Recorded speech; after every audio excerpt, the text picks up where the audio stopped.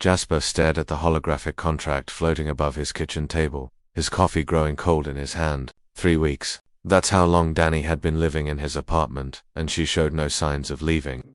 You don't understand, Danny said, her crystalline form shifting from blue to violet as she spoke. She was Calthine, a species whose bodies were composed of living silicate structures that reflected their emotions. Among my people, one night is a binding commitment.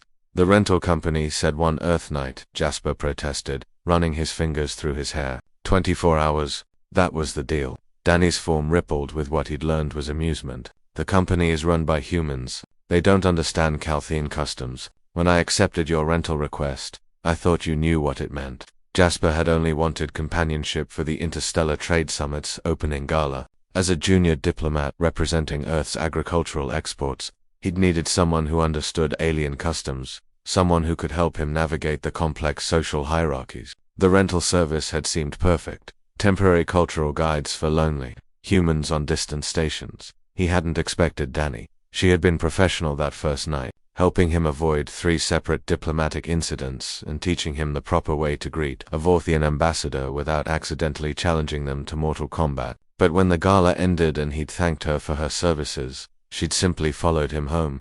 I can't afford to keep paying the rental fees, Jasper said, pulling up his bank account. Look, I'm nearly broke already. Danny's color shifted to soft amber. You've been paying. I cancelled the service the first night. By Calthine law, I chose you. The bonding was complete.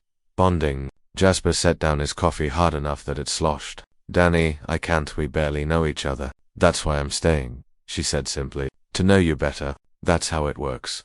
Over the next few days, Jasper tried everything. He contacted the rental agency. They refused to get involved in cultural matters. He reached out to Calthine Embassy, congratulated him on his bonding and sent him a gift basket of mineral supplements that Danny apparently loved. He even tried to explain to Danny that humans didn't work this way, that they needed time, space, the freedom to choose. That conversation had turned her a deep purple he'd never seen before. You think I'm forcing this, she said quietly. I'm not. I can leave whenever you truly want me to. But Jasper, don't you wonder why I chose you? Because I rented you. No, her form brightened, cycling through colors like a sunset. Because during that gala, when Ambassador Kreth's son knocked over the ceremonial water basin, everyone froze. It was a terrible insult, and his family would have faced consequences. But you immediately stepped forward and told everyone it was your fault. You said you'd bumped the table, Jasper remembered. The kid had been terrified, and the adults had been ready to escalate it into an interplanetary incident.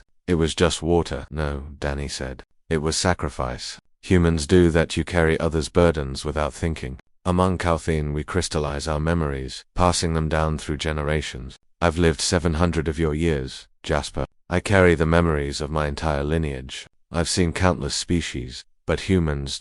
Her color deepened to rose gold. You're the only ones who consistently choose compassion over logic, who suffer for strangers, who hope when mathematics says it's impossible. Jasper sat down slowly. That's why you wanted to stay. I've studied humanity for decades, but studying isn't understanding. I want to understand why you do what you do, why you work 3 jobs to send money to your sister's children, why you apologized to your neighbor's cat yesterday when you accidentally stepped near its tail, why you carry groceries for the elderly Vracassian on level 7, even though his species once tried to invade Earth. You've been watching me. I've been learning you, Danny corrected, and everything I learn makes me want to stay more. Calthine bond for life, Jasper, because we believe some connections transcend time. I believe you're one of those connections.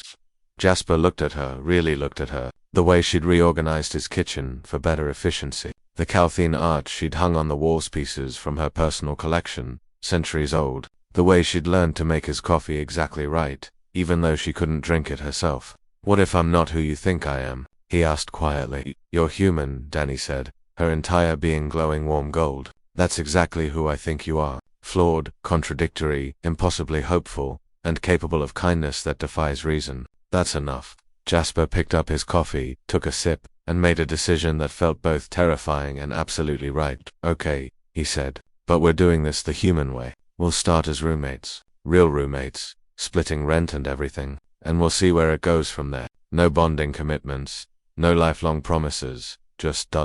Getting to know each other. Danny's color exploded into brilliant gold, sparkling like a sunrise made solid. The human way, she repeated. I'd like that very much. Good, Jasper said, then paused. Wait, can you even pay rent? Do Calthine use money? Her laughter sounded like wind chimes. I'm 700 years old, Jasper. I'm wealthier than your entire planet. But yes, I'll pay half the rent. That's what roommates do.